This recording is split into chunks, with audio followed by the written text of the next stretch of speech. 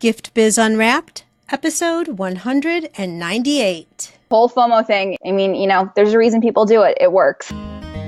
Attention gifters, bakers, crafters, and makers. Pursuing your dream can be fun. Whether you have an established business or are looking to start one now, you are in the right place. This is Gift Biz Unwrapped, helping you turn your skill into a flourishing business. Join us for an episode packed full of invaluable guidance, resources, and the support you need to grow your gift biz. Here is your host, Gift Biz gal, Sue Monheit. Well, hello, Gift Biz peeps. Thank you so much for joining into the podcast today. I think for some of you, the topic might feel a little bit old school. So often now when we're looking at making sure there's visibility for our business, we're going to all these social media platforms. Well, the true story is email still should hold a really valuable place in your overall marketing strategy. And a lot of the things you hear right now about email are really for online service businesses, not necessarily product-based businesses. I'm thrilled that Megan shares what's working for her business right now and the differences between online service-based businesses and product-based businesses when it comes to email and what role this can play for you as you continue to find new ways to grow. Before we get into that, I want to ask you a favor, and that is, if you're brand new to the show, if this is one of the first times that you're listening, and you find you're getting value from the content that we're talking about here, it would mean the world to me if you would jump over to iTunes, subscribe to the podcast, because that way you'll always get the latest episode automatically downloaded to your phone. And then also, if you would, do a rating and review. As you probably know, taking that action really helps get the podcast shown to more people so that they too can get value that they need, tips, tools, and strategies that can help them advance their businesses too. Thank you to those of you who have already done a rating and review. Those of you who are going to head on over there right after this episode, I really appreciate you doing that as well. And now it's time to get into the show. Today, my guest is Megan Auman. Megan is a jewelry designer, metalsmith, and educator with over a decade of experience in selling art through a variety of channels. She designs for women who want to be effortlessly bold. She says, you need jewelry that makes a statement, but is easy enough to wear every day. You need pieces that make you feel fantastic every time you put them on. Something that reflects your confidence and strength. A kind of armor that helps you tackle your day every day. Currently, Megan is running her eponymous jewelry line and the online community Artists and Profit Makers for fellow creatives who sell high-end products. Megan has seen talented makers walk away from creating because they are given one-size-fits-all marketing advice that just doesn't translate to the world of selling art. Today we're going to talk about selling advice that is specific to creatives. Megan is a best-selling creative live instructor. Her designs have been featured in Elle Decor, Better Homes and Gardens, Cooking Light, and on top-rated blogs like Design Sponge.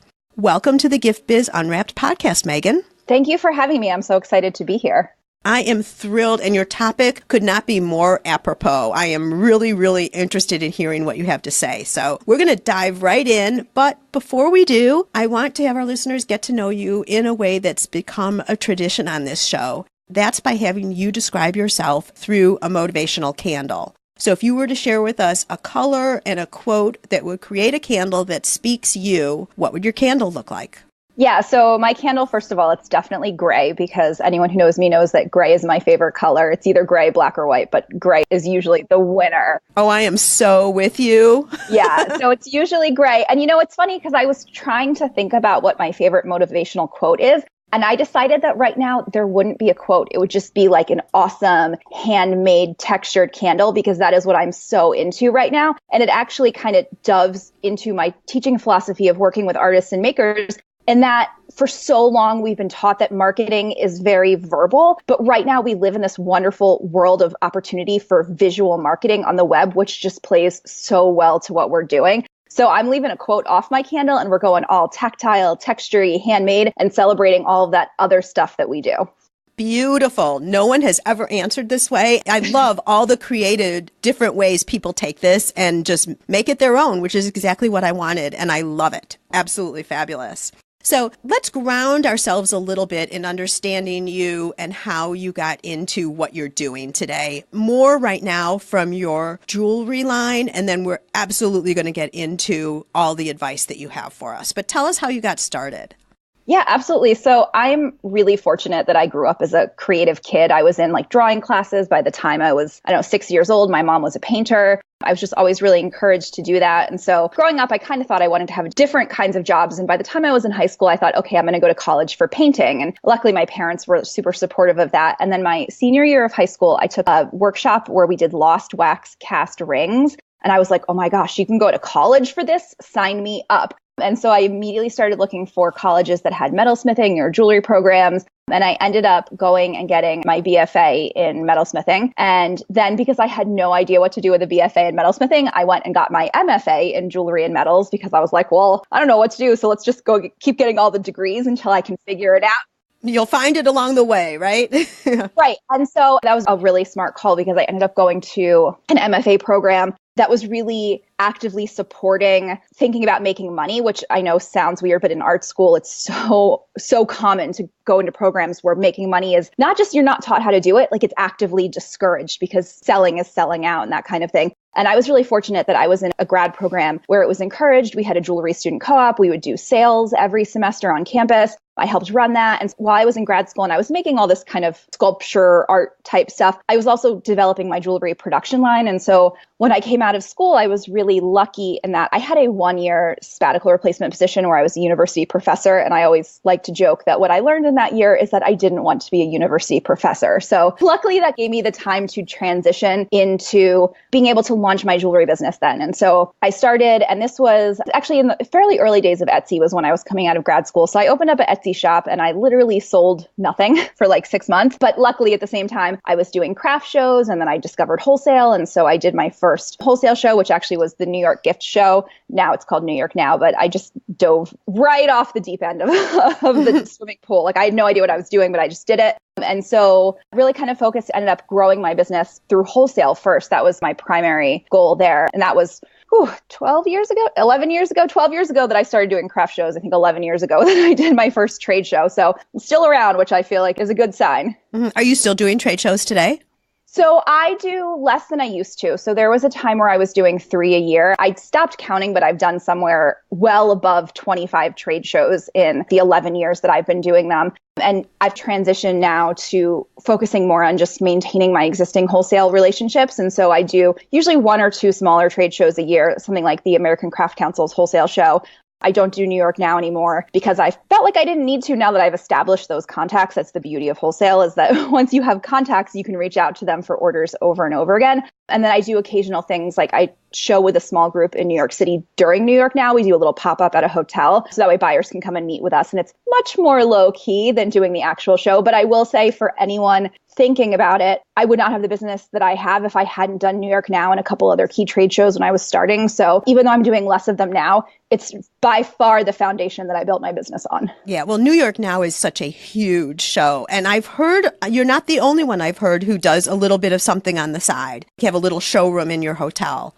Yeah, that's becoming so much more common now. But I think at the same time, if you don't have the contacts when you're just starting out, it's helpful to do the show because you can't beat the foot traffic of the show. Well, yeah, and a big show like that for sure. Exactly. And craft shows pretty quickly fell by the wayside once you decided you were really going to focus on wholesale. Yeah, I had a string of shows one summer where every weekend it rained all summer long. And I just thought really quickly, I was like, I do not want to spend my weekends standing in a tent in the rain. This is not the life that I want. And in the first year that I did wholesale, I think I brought in 4 times more revenue doing wholesale than doing retail craft shows. And I was like, oh, this is way easier. I'm just going to do that instead. So yeah, I pretty much dropped the craft show thing. It's actually funny because this year I did 3 bigger indoor craft shows because I thought, okay, like it's been a while. Let's just check this, see if I'm missing anything. And after this year, I was like, nope, okay, we're good. I can focus on the other things. Yeah, not for you. Not for me. Although I have some people and Gift Biz listeners, you've heard them speak on the show. People thrive with it. They love those smaller community-based shows and are making a great living off of that too. So it's really whatever fits you. Exactly. And would you say, Megan, your product too?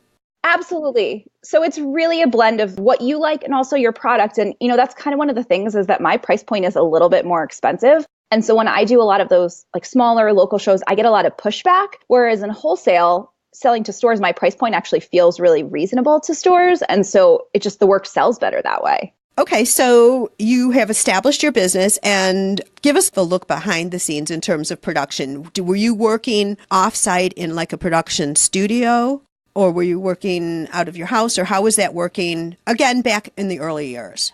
Yeah, so when I first started, I was working out of my house. And so I started in our garage, and we have a detached garage. So we have an older home. And so I was working in the garage, and it was very, very cold. And so I kind of strategically shifted to the basement of our house, which was great, except that I do a lot of things with a torch. And so the torch still had to live in the garage, and I was walking back and forth. But I did that for probably the first, 6, 7, 8 years of my business. It was a while that I worked like that. And I'm very fortunate now that I live near the house that I grew up in. And I was actually able to create the house that I grew up in as a farmhouse. And I was able to create a really beautiful studio space now with like skylights and a lot of room. And it's amazing. But for a long time, I worked out of our basement. It did everything I needed it to do. It just didn't have any sun.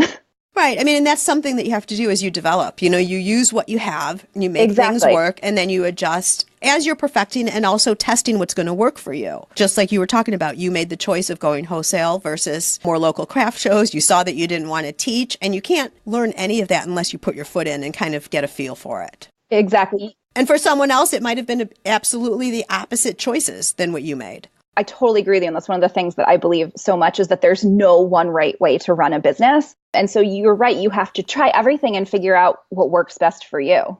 Let's dive right now into the meat of all of this and what I'm so excited to talk about, because although there's all different ways to present your product, there's one thing that is consistent across everything, and that is you have to have customers who are interested in purchasing what you're making, or you really don't have a business, and certainly not a business that could sustain you in your life. And so that equals selling. Although I'm really getting to the point where I wanted to just rename that entire word because it comes with such a negative connotation. Yes. When I was reading some of the information that you sent over before we started talking, Megan, I'm a little bit older than you, and I come from a corporate environment where we had to seed the problem with the customer. That whole thing. So, in the hardcore, although it was very against my personality, that was what I was trained to do. So I so get when you talk about that. So let's start there.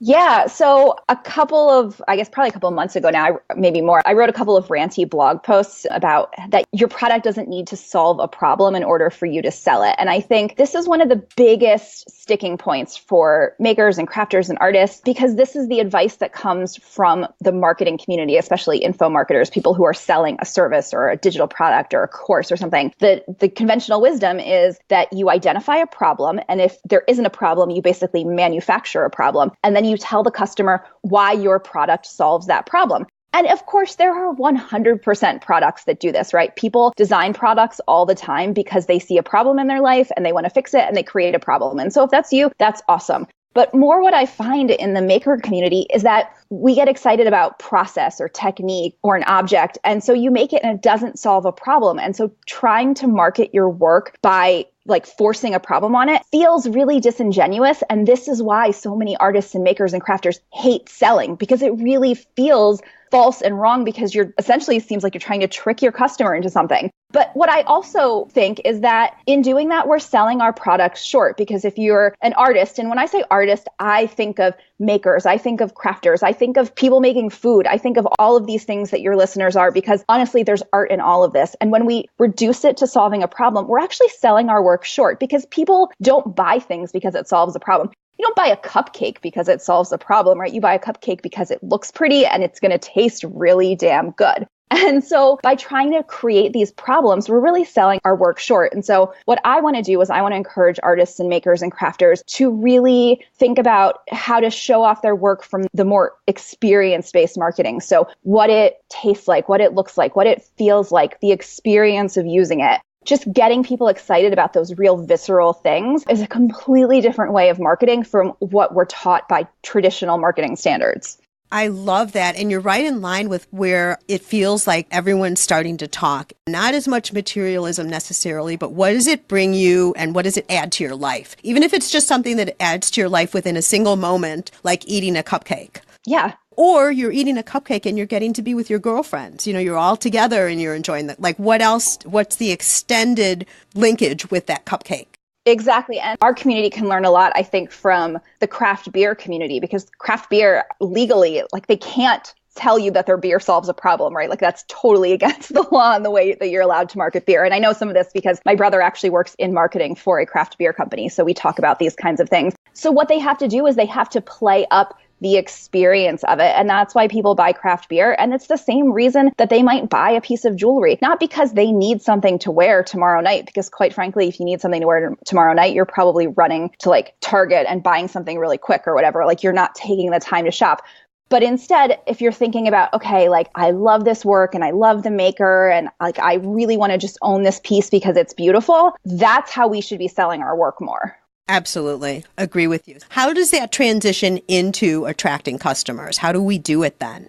Yeah, so I think part of it is, first of all, to stop worrying about what you're saying about your work. So I see so many people who are like, oh my God, I don't know how to describe my work. And I'm like, who cares at this point? Because we live in such a visual culture. So if you look at kind of, I think the common denominator between like the marketing paths that work, it's that people get to experience the work either firsthand or through photography. And that really makes it easier to connect with people. So if you're doing a retail craft show or a trade show, right, people are there and they're interacting with the work and they're touching the work. One of the things when I teach people how to sell in person, I'm always like, pick up your work and put it in somebody's hand because they're probably not going to do it themselves, but it's really important for the process. And so that kind of thing. And if you're not doing that, then I think the next best way to connect with customers is through whatever social media channels make sense for you. I'm not advocating that everyone use all of them because it's insane. But what the best ones have in common is that they let you visually communicate the experience and the tactile or the visceral qualities of your product. You can do that through your photography. That's why the people that you see succeed, whether it's on Etsy or Instagram or Pinterest, they're creating beautiful photography, and that's what customers are responding to first.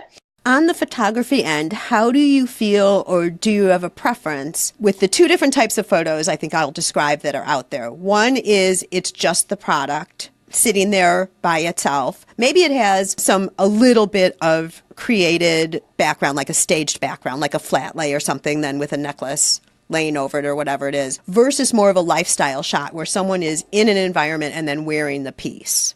So I actually think that both are important, and I spend time doing both with my products. So with my jewelry, I definitely am doing that kind of photography. Like for me, it's a lot of white background just because that's my aesthetic and that makes my work pop. So I'll do a lot of that white background, very kind of simple photography. But then I do a ton of model photography, which actually now all of my model photography is on me because I'm the most convenient model that I have. To the point where I even developed a class called Market Your Selfie to teach other people how to take pictures of themselves. And so I think that's really important because when you are trying to sell online, people want to see the product, but they need to see it in context. And one of the things that I've realized from being online for a long time and talking to people is that nobody reads. You can write dimensions in your product descriptions all day long, but no one is going to read them. And even if they read them, they probably can't visualize dimensions. If you're not a maker or an artist, you cannot visualize dimensions. It's so sad, but so true. And so the best way to communicate really, really simple information like size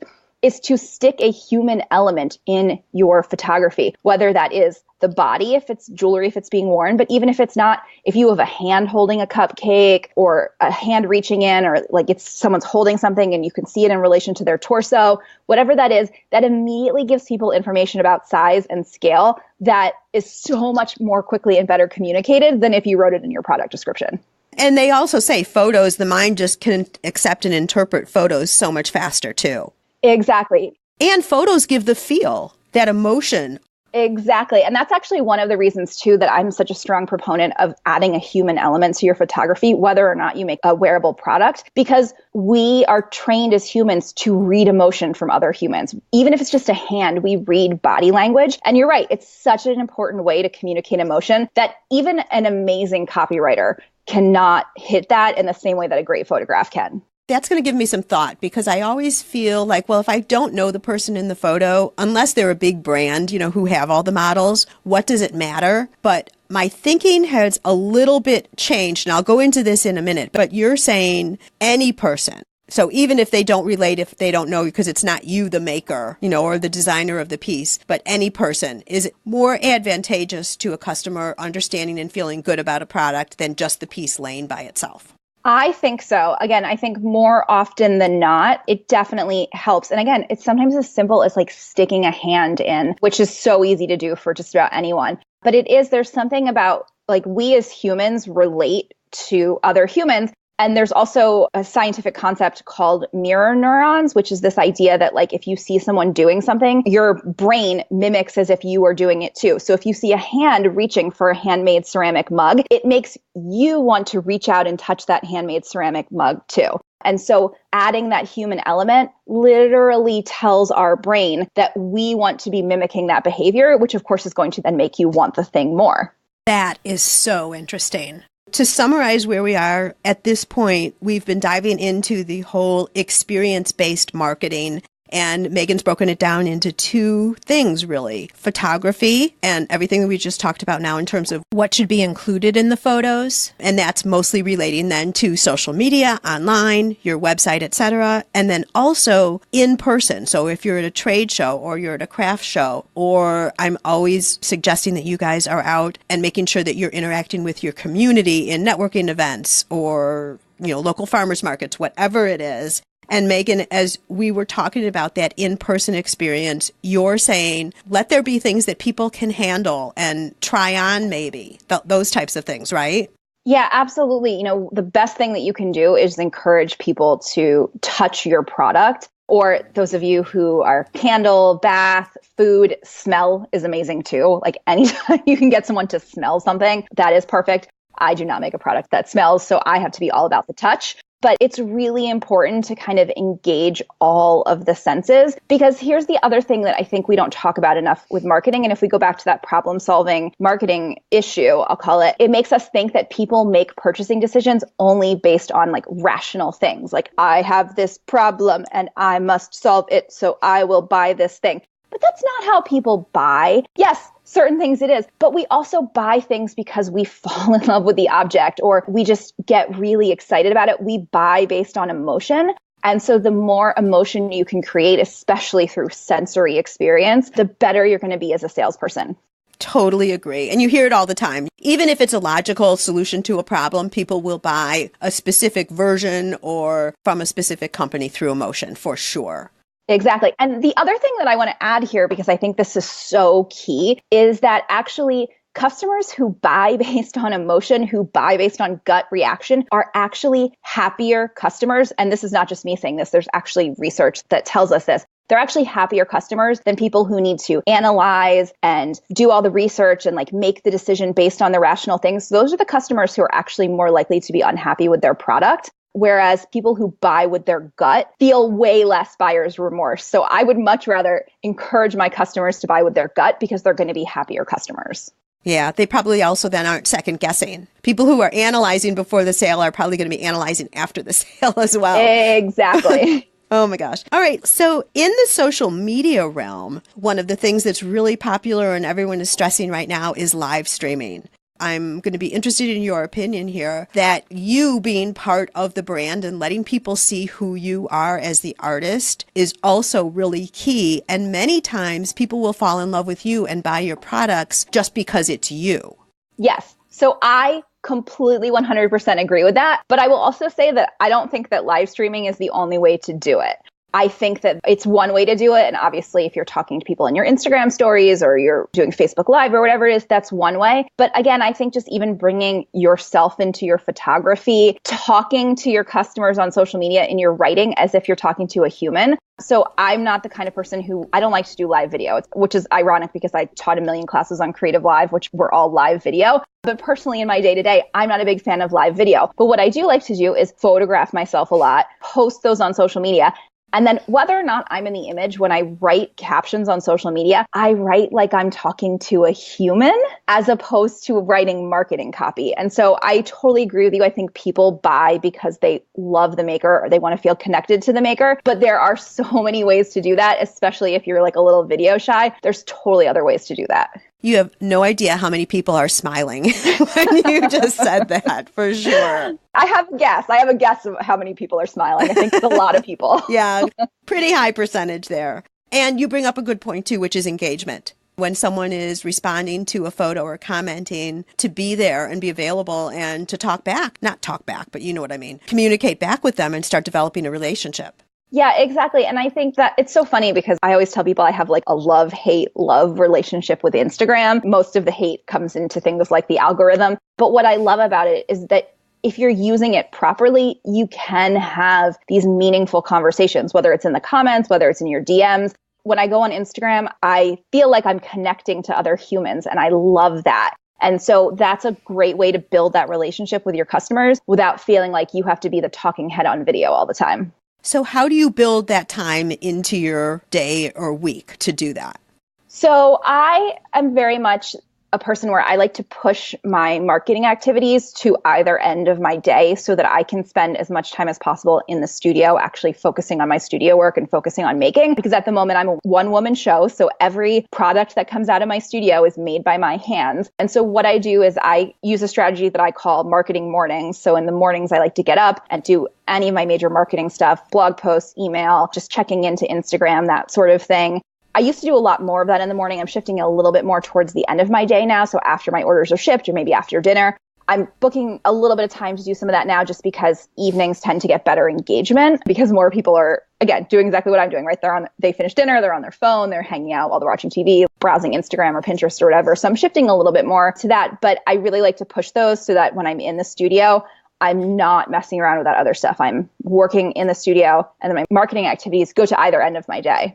Okay, but the point is you have a plan because I know it took me a long time. I kept saying, I know I need to do this. I know I need to do this. And I'm not as good yet as I could be. But you're specifically intentionally taking time in your day, once or twice then, morning and night or one or the other, to make sure you're going back and engaging with people.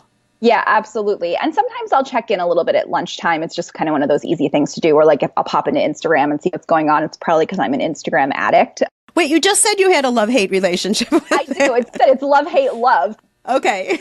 So yeah, sometimes I hate it, but like I can't quit it. I told you I'm an addict. But so I will check in a little bit, but it is something where I try to make sure I'm going into the platforms that I'm using and I'm checking in on a regular basis. I'm not a huge fan of super scheduling out my time, but I am a big fan of loosely scheduling out my time. So I really like to have this flow in my day where it's like mornings start with computer and social media, and then it moves into studio time. And then my orders get packed up in the mid to late afternoon because that's when my UPS and my post office has to go. And then I might work a little more in the studio or I might wrap up and go work out and eat dinner. And then, like I said, it's back to a little bit of computer at the end of the day, quite frankly, because I'm really bad at relaxing. And so I would rather than just sitting around doing nothing, I would rather sit on my computer and edit photos or write a blog post or something like that, because that's just actually kind of how I like to spend my time. I'm such a nerd. But that's kind of what loosely almost all of my days look like. And I have found that that sort of matches the rhythm of my day the best. And so any day that I have to deviate from that, I get a little bit grumpy.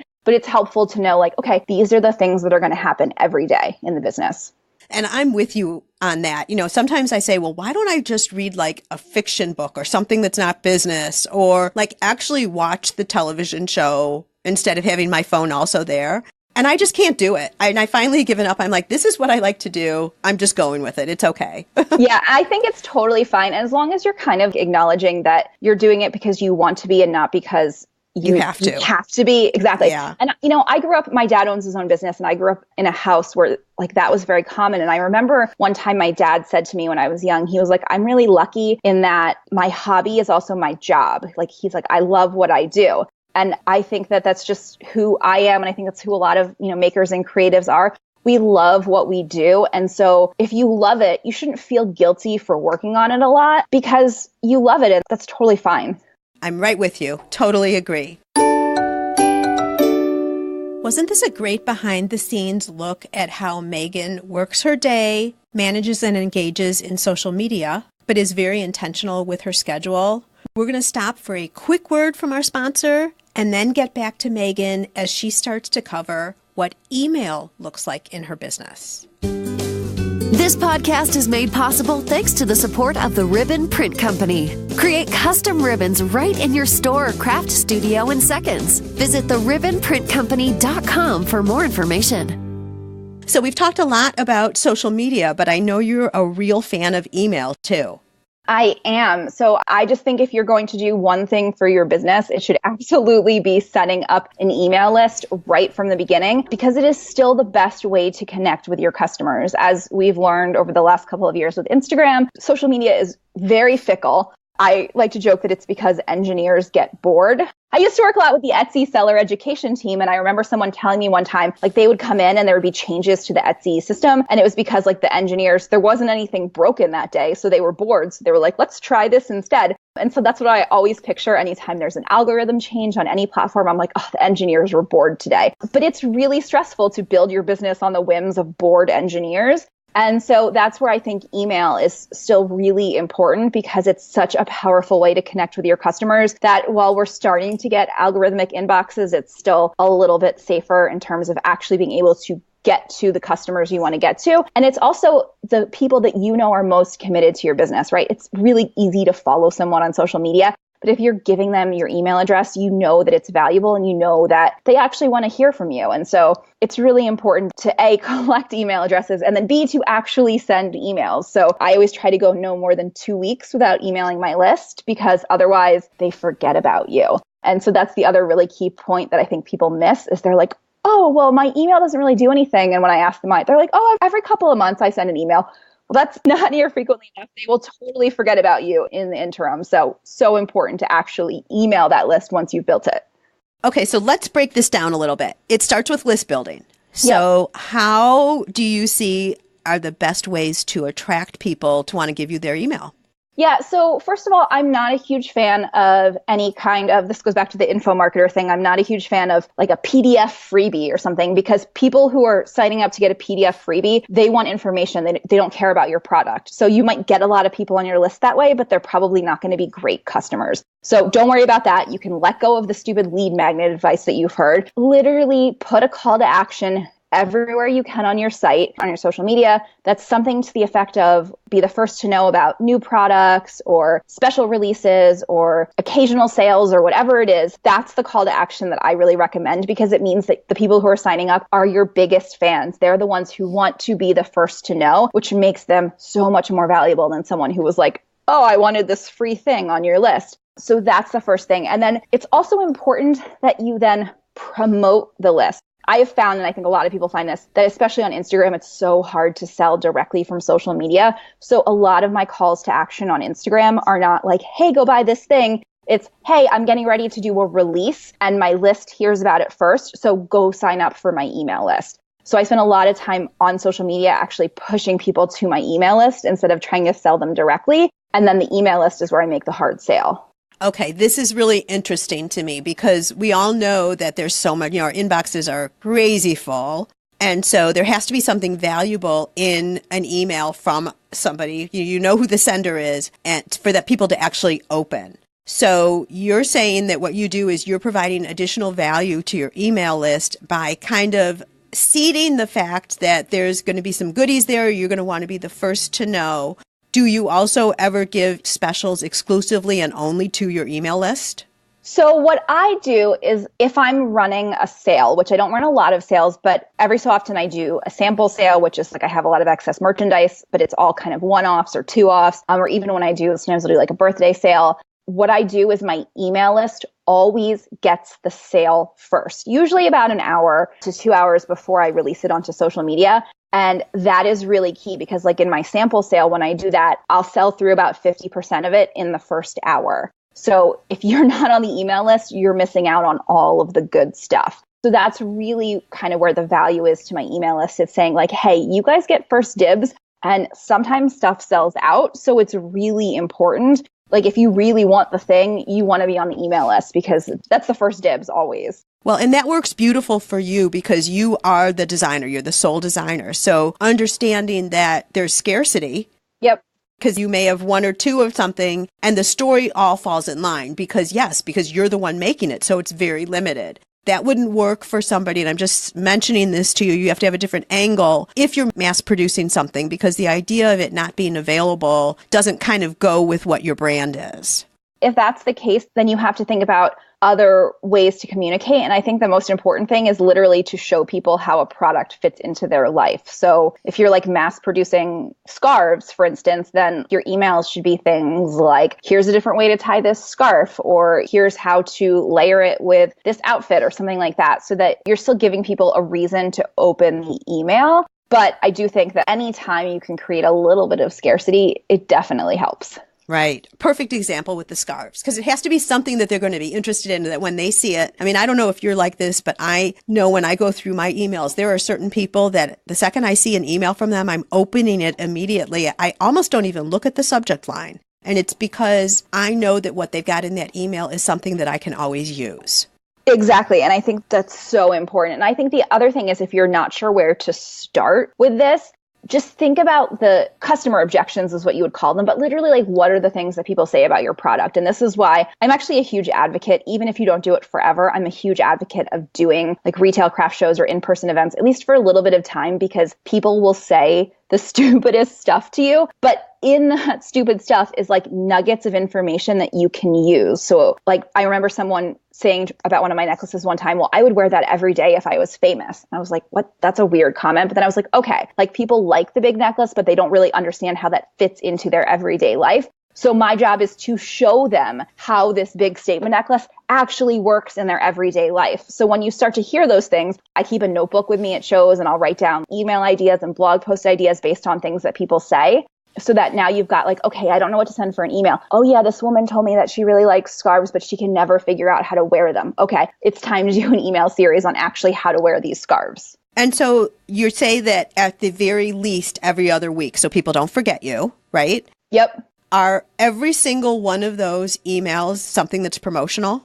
In my business, it is, yes. So I find that literally if you are busy, it's really hard to sit down and write those really content-rich emails.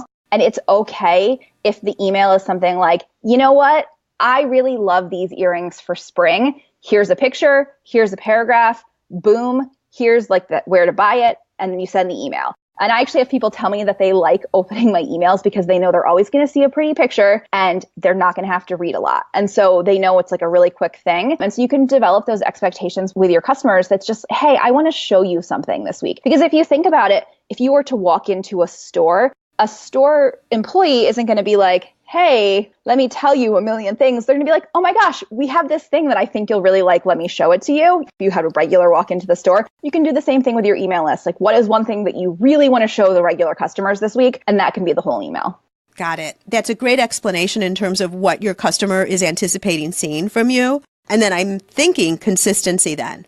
Absolutely. So that they feel comfortable. So to revert this back then to our listeners, I think what you want to do is define your strategy, create a strategy and run with it for a while and check your open rates, see who's actually reading and what results you're getting from your emails. And if it's not working, then maybe you tweak it and do something different, but have something consistent for a while. And I haven't heard many people talk about it this way, Megan. So I think this is a great example and something that a lot of us should try. Yeah. And I also think start with the simplest solution and build up. So don't feel like you have to start with the, oh my gosh, every week I'm going to show you a different way to tie a scarf, because that's a lot of content that you have to produce. So maybe it's every week or every other week, you're just highlighting one really beautiful scarf. Do that for a while and see what the results are. And if they're working, great, keep doing it. And if it's not working, then you can say, okay, well, maybe I need to make a content tweak or ramp this up a little or give a little more useful information. But literally start with, this is an image I have. This is a product I want to promote. I'm going to send the email. Do that for a while. And if it's working for you, then you don't have to make it any more complicated than that. Perfect. Okay. I think people have forgotten a little bit about emails and how valuable and how important they are. And we've talked through the fact that social media and those platforms and followers that you have there could disappear if someone decides to change what that platform looks like. So it's the emails that you have on your own email list that are the gold for your business. Those are your customers that you can continue to communicate with. However, when we do emails, lots of times they don't get opened. They get thrown into the spam folder or the promotions folder in case of Gmail. And it's hard to know which emails actually even got a chance to be opened because they weren't ever seen in the first place. How do you overcome this? Yeah, so, it's tricky because unfortunately, you can't control exactly where those emails are ending up with Gmail for sure. But one of the strategies that I like to use is that if I'm sending out an email that I really think is going to land well, and I'm not happy with the open rates, especially I use MailChimp. MailChimp gives you the option to actually replicate the email and send it to everyone who didn't open it. And so what I'll do is I'll replicate the email, but I'll change the subject line. So I'll be like, okay, maybe that subject line didn't land. And I'll send it again to everyone who didn't open it. And that is a really good way to see if it just needed a little bit of tweak, if that kind of thing works. So that's one strategy. The other thing is it's also really important just to go through your list from time to time and remove people who aren't opening it, because the more people who are opening your emails, the better chance that people are going to see it. So sometimes you just have to go in and get rid of that dead weight. Yeah, list cleaning. Yeah, so it's one of those really annoying tasks that you sometimes just have to suck it up and do. Every 6 months, make it your spring and fall cleaning and just suck it up and do it. So have you seen that when you clean your list, and so a higher percentage of people are opening, and that's just a numbers play, right? Yeah. But are then you also seeing other people, that level is retained for a while with even new people who are coming on the list? Yeah, it generally just tends to help kind of boost the overall engagement of the list for sure. I haven't looked at those stats in a while. It's actually been a little while since I've cleaned my list. As I'm saying this, I'm like, I have to go practice what I preach and actually clean my list. That's probably going to be one of those right after the holiday marketing activities for sure. But it definitely seems to make a difference when you drop some of that dead weight. Perfect. Okay. Any other comments under the subject of emails? Just do it. Email your list even if there are only 10 people on it. One of the things that I hear people say is, I've been collecting emails, but I only have 10 or 50 or 200. And so I'm waiting for my list to get bigger before I start emailing them. No, those 10 or 50 or 200 people are your most valuable people because they've put themselves on your list. So even if there are just 10 of them, talk to them. And in fact, if there are only 10, send some individual emails. Ask them to reply to your email so that you can start a conversation. Get to know the people on your list. Just because your list is small doesn't mean it isn't valuable, and you want to develop the habit early instead of waiting for some mythical big number in your list. I was just thinking of this as you were finishing that up. Any other creative ideas or ways to get people from social over to your email list? I think just the more you can talk about it, the better.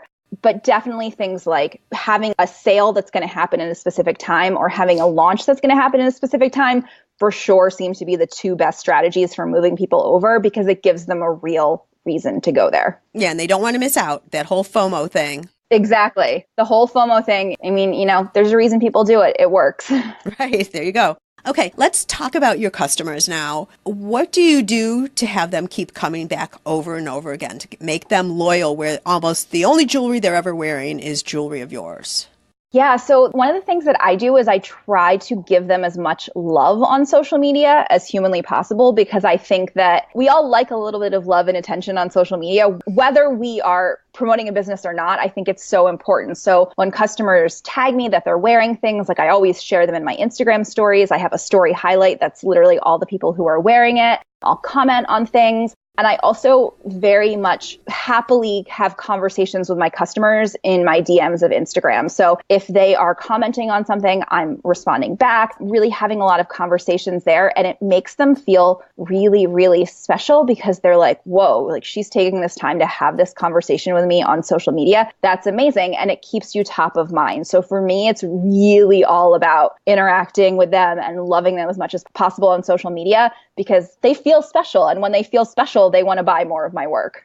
Right. Absolutely. So keeping in touch with your current customers or people who are on the list, right? And do you have your list tagged with who are customers and who aren't?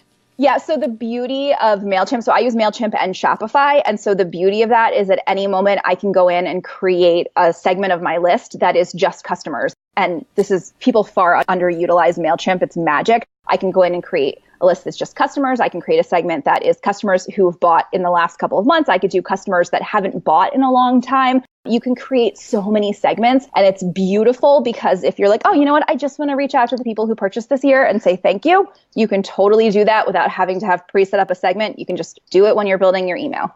Wonderful. And I'll tell you, my experience has been that a lot of people, even though you can say dear and whoever the name is and those autofill, still a lot of people don't know that you're doing this through kind of more of a mass procedure to a list. A lot of people still think you're emailing just them. And that's beautiful.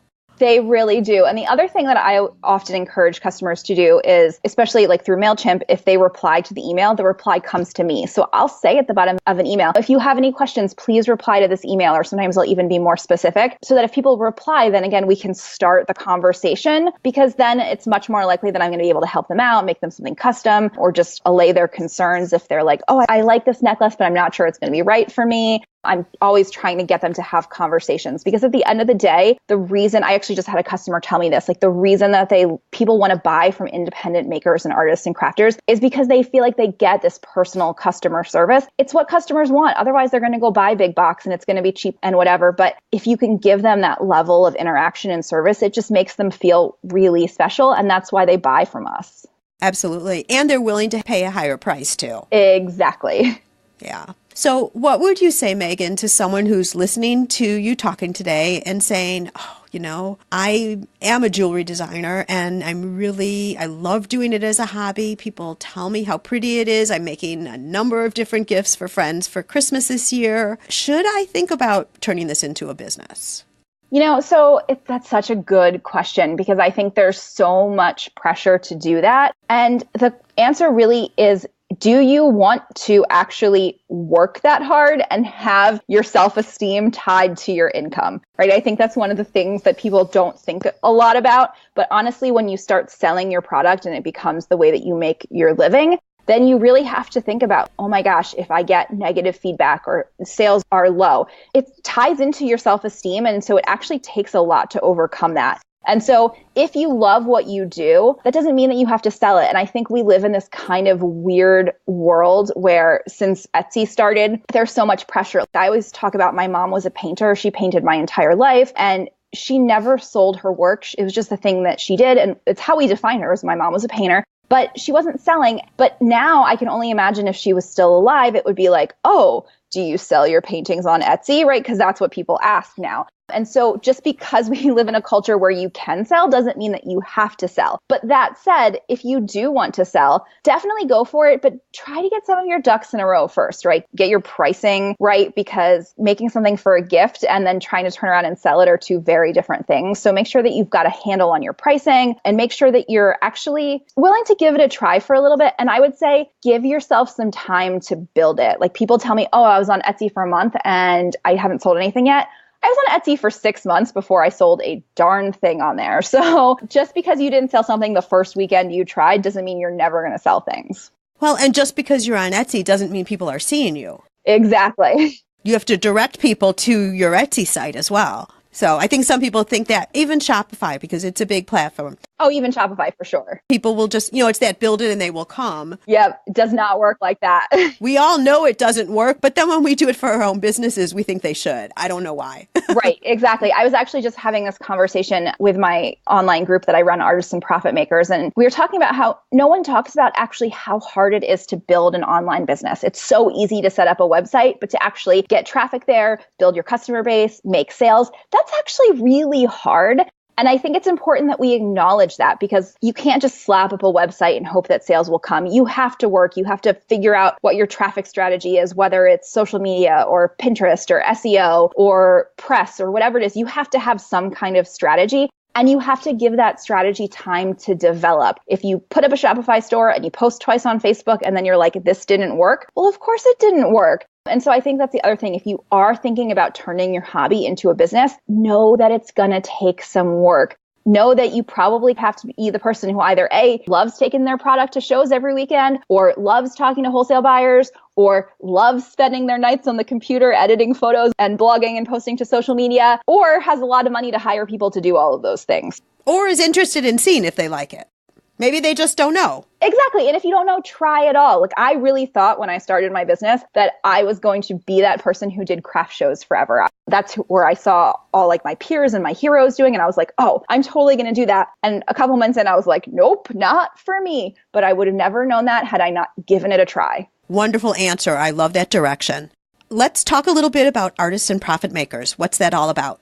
Yeah. So this is an online community that I started. It's a community, but it's also more of like a mentorship program where I work very closely with the people in the group. And I started it because what I was seeing over and over and over again was that artists and makers were getting really bad marketing advice because it was aimed at infopreneurs and service providers. And so they were being told to do all these things like you need to create PDF things for your email, or you need to write these epically long blog posts, or you need to start a podcast, or whatever all of that advice was, or even just things like that your emails need to be full of text when in reality, one great image and a little bit of text is going to sell your product so much better. And so I was so tired of seeing artists and makers get discouraged because they were following this bad online marketing advice. And it's not bad. It just works for a different kind of business. I know I have that other kind of business, and it works beautifully if you're selling information. It does not work if you're selling product. And so I just wanted to create a space where I could really answer those questions that are very specific to artist, maker, product businesses, especially ones who are selling higher end products. Because the other thing is the things that work to get someone to buy a $10, $15, $20 product online don't translate when you're trying to sell a $200 or a $300 or a $400 or a $2,000 product, right? There's a nurturing of the client relationship that has to happen when you don't have an impulse buy product. And so that's also a lot of who I work with in that community is people who need to really kind of plant the seed and build the relationship because their price points are higher. Makes a lot of sense. And where would we find that community if someone is listening and interested? Yeah, so you can go to, it's just artistsandprofitmakers.com, and there's lots of information there. And you can also always just follow me on Instagram. I'm at Megan Auman. And if you have questions about the community, just DM me. I answer every DM in my Instagram. I love having conversations there. Again, that love-hate love with Instagram. Morning or night, though. Morning or night. I'll catch back up. If I don't get you within like the first batch, I'll catch you up the rest of the day. But I'm happy to answer questions about it because it's a really great community of women and one man right now who are really passionate about growing their businesses and are interested in looking at and learning these marketing strategies for higher price point products and really passionate about just making their art and figuring out ways to sell it.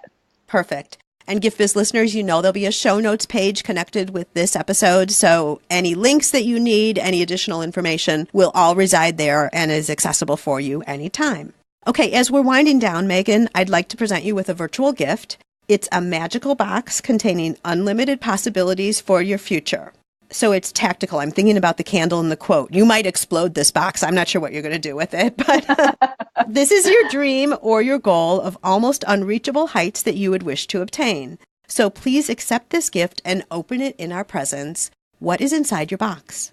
Yeah, so this one, like my brain went in two different directions. So I'm just going to share them both because, like you said, I'm going to explode the box. So the first one is that, for me on a personal level, I was talking about that my studio is in the house that I grew up with. And so I have this dream of someday turning that space. It's out in the countryside in Pennsylvania. And I have this dream of creating this space where artists and makers can come and take workshops and have retreats and really just be this gathering place in the country for people to learn about their business or learn new skills or learn things. And so eventually, hopefully someday, that really becomes true. But that actually feeds into the bigger goal of what I actually see coming out of the box, which is that I want to live in a world where artists and makers see and understand their value in the world. I think it's so easy to think that what we do is frivolous or pointless or you should give it up. And I completely disagree. I like to call myself an unapologetic art lover, and I have that broad definition of art. I think beauty and creativity and sensory experience, I think all of those things are so important and so valuable in the world.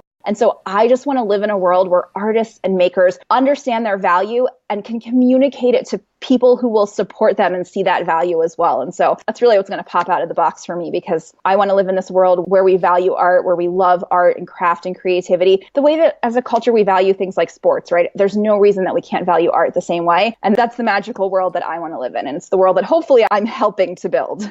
Well, I believe in that too. And I've been thinking about this a lot lately because I think that a lot of people are now looking at more of the small business boutiques, the local artists, not just for carbon footprints, but people are done with the big box stores. And now you can buy everything on Amazon, but I think people are really looking at who can they support, who they really love, who they're able to get to know as an artist, which we've talked about a little bit through here before. And I'm really feeling like the value of handmade, whether it's candles or high-end jewelry such as yours and designing, is making its way back to the forefront. So I have a lot of faith in what your gift would be. Thanks. So true. And I think it's so important to remember that it starts with us as artists and makers too, that we can be not just the ones communicating our value, but we can be our biggest advocates and really enjoy using things too. You know, when you're talking about people wanting to have candles and things, like I'm thinking about at a craft show, I went to a craft show just to shop it. I couldn't work it, but I was like, I'm going to go shop this craft show for my birthday. And I have this ceramic artist that I love, Elizabeth Bonatti, and she had candles that she had partnered with a candle maker. And so I bought one of her candles, and every morning I come to my studio and I light that candle, and it's like just this beautiful experience. And so I think it's so important that we as artists and makers and crafters, we're not just the makers and the marketers, we're also the consumers of this too, because then it helps us to be able to spread the wealth and talk about this value. I just want everyone to see how valuable and how enriching handmade can be in their lives.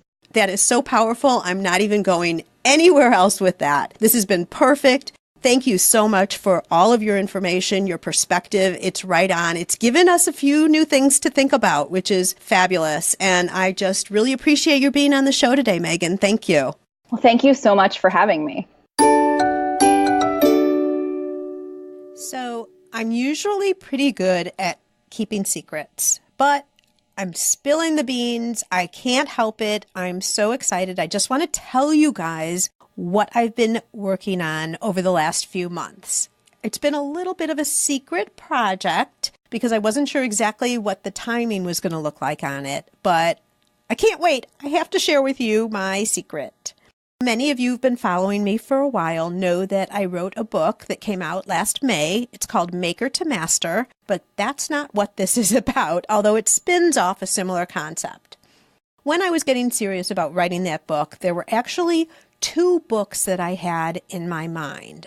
One was Maker to Master, and that, truth be told, was the harder one to do. But I also was really interested in writing a book that was an inspirational book, kind of inspiration a day. I know you've seen those out there where it's 365 inspiring thoughts for your year or something like that.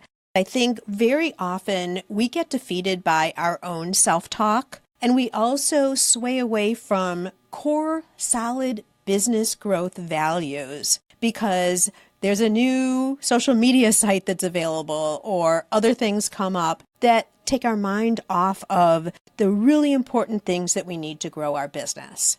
As things happen, my idea continued to evolve, and I came up with the idea of, instead of doing a 365 inspiring tips type book, it would be way more helpful for you if it was included in some type of a planner, so that every day when you're planning out your day, you'd also then see a tip. If I look at how I work with things, I don't know if I would have a book on the side of my desk and every day look at one day's inspiration and then another day's inspiration. Way better to have everything in one place. Consequently, I have created a planner. It's called Inspired, a daily planner specifically for you, our wonderful community of gifters, bakers, crafters, and makers. I'll be sharing more in the upcoming days, but let me give you a few highlights here. One of the cool things about this planner is you can start any month of the year.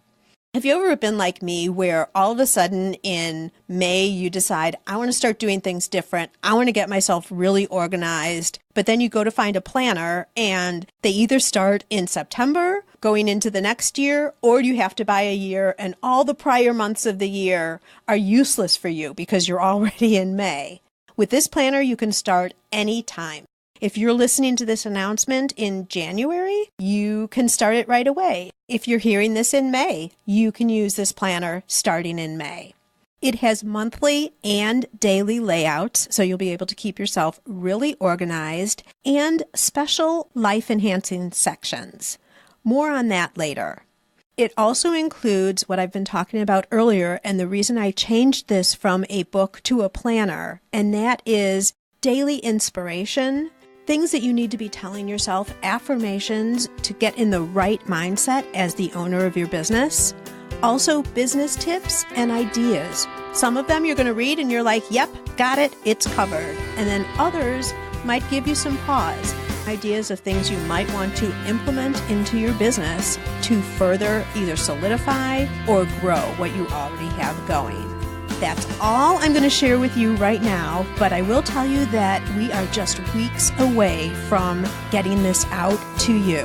I'm going to do a limited first run, and if you want to be one of the first ones to know when it's available, jump over to giftbizunwrapped.com/add-me, and you'll get an email when the planner is ready.